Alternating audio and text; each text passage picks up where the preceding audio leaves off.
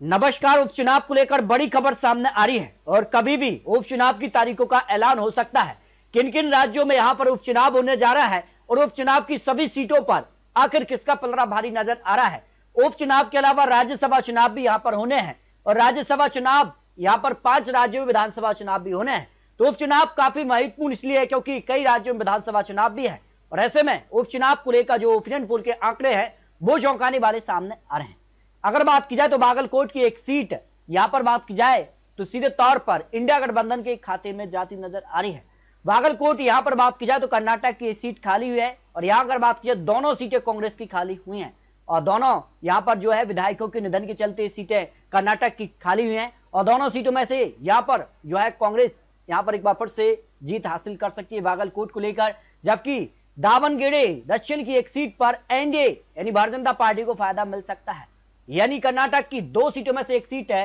कांग्रेस तो एक सीट है भारतीय जनता पार्टी के खाते में जा सकती है, जो उपचुनाव को लेकर महत्वपूर्ण आंकड़े सामने आ रहे हैं। बात की जाए यहां पर गोवा की एक सीट भी यहां पर जो है उपचुनाव की खाली हो चुकी है, कभी भी यहां पर चुनावी तारीखों का ऐलान हो सकता है और इस सीट जो है भारतीय जनता पार्टी के विधायक के निधन के चलते सीट खाली हुई है। यहां पर तो पोंडा सीट जो है भारतीय जनता पार्टी के खाते में यहां पर उपचुनाव की सीटें जाती नजर आ रही है। जबकि महाराष्ट्र की एक सीट भी यहां पर जो है उपचुनाव की खाली हो चुकी है और भारतीय जनता पार्टी के विधायक के चलते सीट खाली हुई है और यहां पर राउरी विधानसभा सीट के उपचुनाव को लेकर जो ओपिनियन पोल के आंकड़े हैं यहां भारतीय जनता पार्टी को झटका लग सकता है और कांग्रेस के खाते में इंडिया गठबंधन के खाते में सीट जा सकती है, जो विश्लेषण सामने आ रहा है। वही मणिपुर की बात की तो मणिपुर की यहां पर ताउवी यहां पर विधानसभा सीट भी यहां पर खाली हो चुकी है और राष्ट्रीय जन पार्टी के निधन के चलते इस सीट खाली हुई है और यहां अगर बात की तो भारतीय जनता पार्टी को इस सीट पर उपचुनाव का फायदा मिल सकता है। जबकि नागालैंड की एक सीट पर भी बात की जाए तो यहां पर एक सीट खाली हुई है।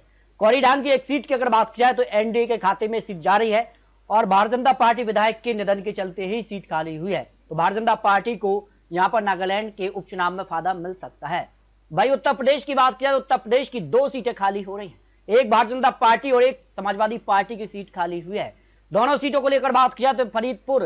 उपचुनाव के लेकर सीट पर भारतीय जनता पार्टी यहां पर जीत हासिल कर रही है, जबकि घोसी सीट पर समाजवादी पार्टी इंडिया गठबंधन का पलड़ा यहां पर भारी नजर आ रहा है। जबकि एक सीट लोकसभा सीट भी यहां पर खाली हुई है। पश्चिम बंगाल की सीट को लेकर बात की तो तृणमूल कांग्रेस है यहां पर सांसद के निधन के चलते सीट खाली हुई है, तो यहां पर वजीरहाट जो सीट है वो लोकसभा की खाली सीट होने जा रही है और यहां भी कभी भी चुनावी तारीखों का ऐलान हो सकता है, तो सीट पर टीएमसी का पलड़ा यहां पर भारी नजर आ रहा है। इस तरह से बात की जाए उपचुनाव को लेकर तो उपचुनाव को लेकर बात की एनडीए के खाते में 5 सीटें, इन 9 सीटों को लेकर जो उपचुनाव की सीटें खाली हुई हैं, जबकि इंडिया गठबंधन को 4 सीटें उपचुनाव की मिल सकती हैं। तो उपचुनाव को लेकर कभी भी चुनावी तारीखों का ऐलान हो सकता है और तारीखों के ऐलान से पहले यह माना जा रहा है कि यहां पर कुछ सीटें और बढ़ सकती है, 9 से बढ़कर यह आंकड़ा करीब 12 से 15 सीट तक उपचुनाव का पहुंच सकता है। तो आपको क्या लगता है, आप रख सकते हैं। मिलते हैं नए आंकड़ों के साथ, तब तक लीजिए जय भारत।